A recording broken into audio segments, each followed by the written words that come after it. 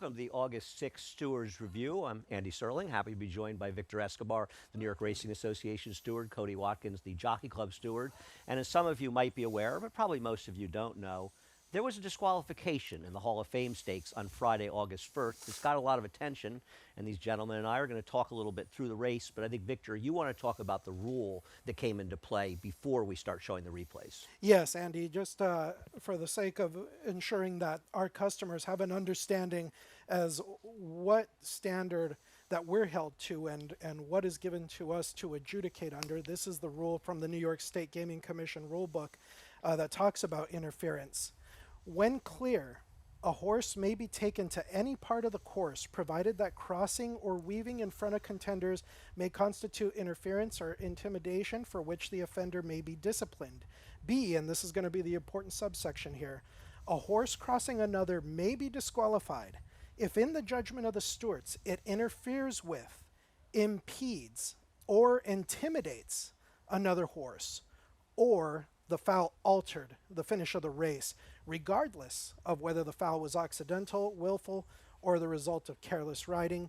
The stewards may also take into consideration mitigating factors such as whether the impeded horse was partially at fault or the crossing was wholly caused by the fault of some other horse or jockey.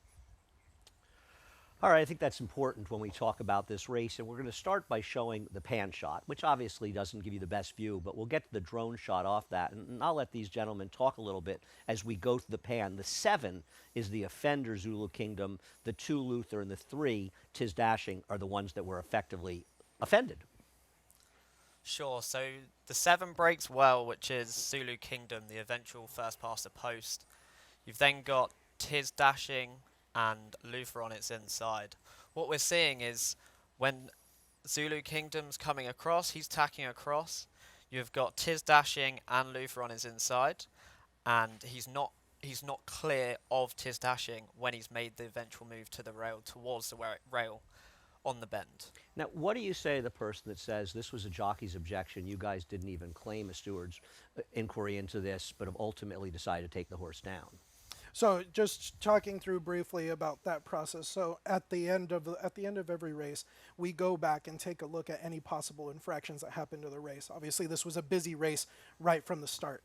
Luther grabs a heel right out of the gate, so we're taking note of that.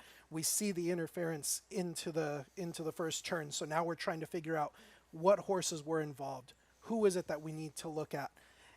By the time that come about, Jockey Joel Rosario lodged an objection against both the 7 and the 3. Those were also the horses that we were going to look at. So at that point, we had the objection up. That's the reason why we didn't have an inquiry. There would have been an inquiry, albeit a little bit later, but there would have been one had there not been the objection. Something you and I talked about when you first got here is the idea of piggybacking jockey's claims. Yeah. So in this case, you just felt it wasn't really necessary. Yeah, certainly. We could have certainly posted it anyway, just for the sake of transparency. It was coming. It just, at that point, the objection was lodged. We were under review. All right, we'll take a look at the drone shot. We're going to watch it and stop at a number of points, and then we're going to go through it and run it fluidly, and you'll see them come out. Now, first of all, Luther doesn't particularly break and the door shuts, but that's not a foul of anybody. Now, Zulu Kingdom is third to last on the outside. You've got the number 3, Tis Dashing, and Luther coming. And right now, I think as we're going to stop it right about here. Okay, this is my problem. Mm-hmm.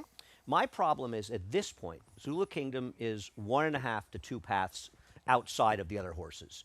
And Javier Castellano's on Tis Dashing. Now, maybe he's anticipating, and I can understand that, the other horse coming in, but he hasn't come in yet. And Javier is still kind of taking away the path of the 2 Luther. Do you disagree with that? So at this stage, and especially looking at the drone footage, at this stage for myself personally, I am comfortable that both number 3 Tis Dashing and number 2 Luther have an established running lane at this point. Really? When the way is clear, the horse is entitled to any part of the racetrack. Number 2 is 3/4 of a length in there. He has a clear path. He's entitled to that path. Number 3 has got little room to his outside, but he's entitled to that path. It isn't until we go forward here that we realize that there's going to be a problem. And if we can go forward with the video just a bit. We will. We're going to go forward just a little bit here and sort of ease into it, guys. If we can do that, please. I guess not. We'll try to do that. And okay, again, here we go. As it goes slowly, and to Cody's point here, the 7 continues his move inward right here, the 3 has no option at this point but to react. He either stays in his path, he's going to clip a hill. Okay, I hear, obviously this is bad. I mean, this point, there's no question. And I will say, while I still don't particularly disagree with the disqualification, I was strongly against it, and I can see it much better, I think, in watching all these take place.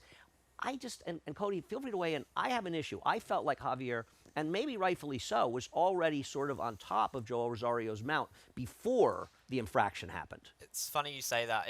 If you see the pan a bit more closely, Javier actually looks to his left and knows that Joel Rosario is on his inside. He is aware that he is always there, and Joel has established his path on the fence. So Javier's trying to look after Joel on the fence, as well as trying to watch to see what Flavian does on his outside. And you feel it didn't happen before Flavian started drifting in?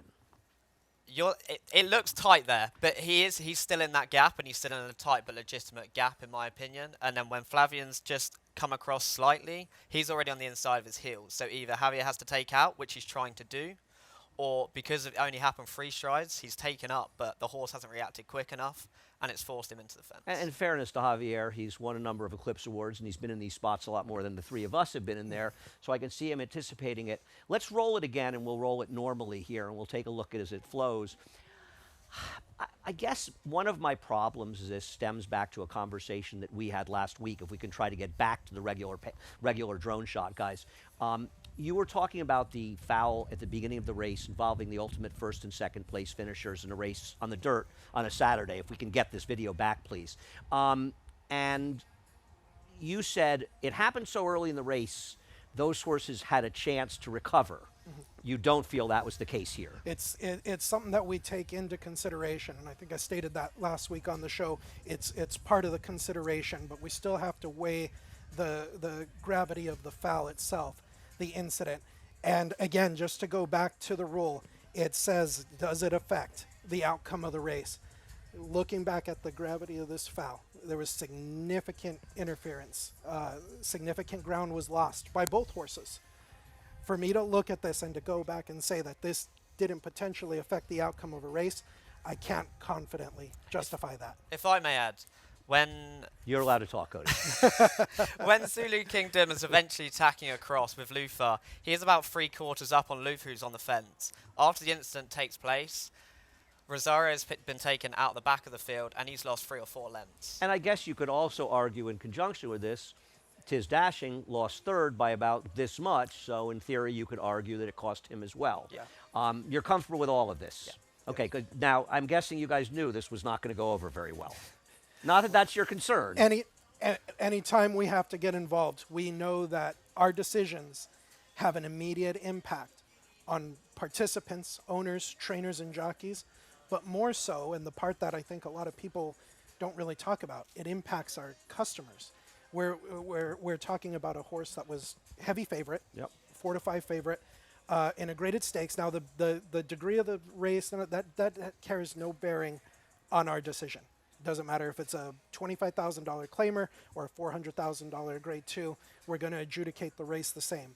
But because it has such an immediate impact, we know that it's going to come with controversy, it's going to come with frustrations, and that's why I'm happy that we've done this segment, and actually we're coming up on about a year anniversary of when we started this segment here in Saratoga. It's jockeys, trainers, owners, they have the privilege of immediate access to us. Our customers don't. No, I agree. They don't get that. So this is our way of going back and explaining to them, there is a rule, there is a standard. This is how we come to make these decisions. And you came down and spoke to Acacia Clement in the paddock afterwards, which I thought was great. I mean, I think in a lot of ways, even though I was frustrated by the decision, you coming down and talking about it, whether I agree or not, I think it mitigates things a little bit to say I'm ready to talk about the decisions as you are too, Cody. The beauty of this game is that it's a matter of opinion. Everyone has their own opinion on what you're seeing, and all we can do is try and explain our decision. People can either accept the decision as to how we see it or have a different opinion. That's the nature of the game. And listen, my friend Richard Migliori, whose opinion I believe as much as anybody's, he agrees with you guys. So you've got him in your corner. I'm a little on the fence, but I still appreciate you guys coming in here. We're not going to wrap up the Stewards review quite yet because Andrew Offerman from New York Racing Association is going to come in here to discuss the rules in just a moment. But I do want to thank you guys for your participation every week, and I'm hoping not to see you until December. Yeah, and that would be nice. 2028. Even if, though, we appreciate the opportunity to be Thanks heard. for having us. Thank you. Thanks so much, guys. Happy to be joined by Andrew Offerman, the Senior Vice President of Racing and Operations. And Andrew is a little more aware of not only the rules in New York State, but the rules in just about every other state in the country and the differences between them. And I think you want to talk about some of the problems with having consistency, particularly around the country. Yeah, absolutely, Andy. Like we've talked about, consistency is everybody's objective, whether it's the stewards, the participants, handicappers. Everybody wants to see a consistent application of the decision-making process. When you have different rules throughout jurisdictions, people are watching potentially one race in California, one race in New York, and trying to figure out why they don't get the same decision. Well, they're operating under different sets of rules, which makes it difficult to maybe have consistency in those jurisdictions. And you'd like to think in this industry where we agree on nothing, that we could agree that everybody should be dealing with the same set of rules because there should be consistency from state to state all around the country. Yeah, it's a separate topic, but Category 1 versus Category 2 interference, really what the rest of the world does versus North America, has been a hot topic of conversation.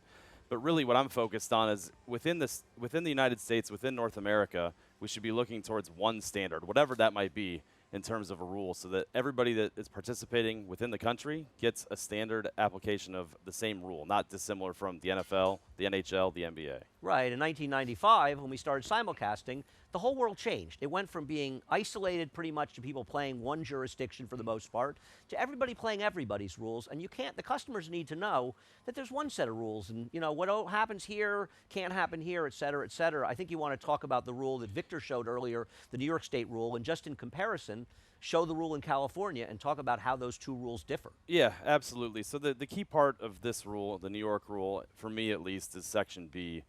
A horse crossing another may be disqualified if, in the judgment of the stewards, it interferes with, impedes, or intimidates another horse. And the key part of emphasis I'll put, or the foul occurred and altered the finish of the race. So you can technically, as a steward, view that in two different ways, in my opinion. You can view it as a foul, the old way of officiating a race, or that the foul must have impacted the finish. You could make a disqualification based on either. I think to the credit of the stewards here, they're trying to take a more modern approach and say it must alter the finish of the race, as opposed to the 1920 interpretation where placing judges spread across a mile saw something happen and say, I guess we have to disqualify this horse. Clearly none of us want to be in You those. think you have it bad now. Go back 100 years. You can't imagine. The internet would go wild in 1920. It's a good thing they didn't have one. But if you read some stories from back in the day about disqualifications, riots and crazy things happened because of the fact that this rule was so vague. So in my opinion, at least, this is a very difficult rule to adjudicate because you're putting so much uncertainty in that clause. And now we'll take a look at the California rule and we'll show, and you'll talk about how the California rule differs. So at least in my opinion, I think that the Section A of this rule is much clearer in terms of what interference is, because it actually defines interference as bumping, impeding, forcing or floating in or out, or otherwise causing any other horse to lose stride, ground, or momentum or position, which is a lot different than crossing over or weaving, in my opinion. And I think that when you look at how to interpret that, it gives the stewards a much clearer A, B, and C. Did this happen? If it did, we must look at whether it cost a horse an opportunity for a better placing, which in my opinion is different than altering the outcome of a race, because I can say altered the outcome of the race is how many positions was it beat for?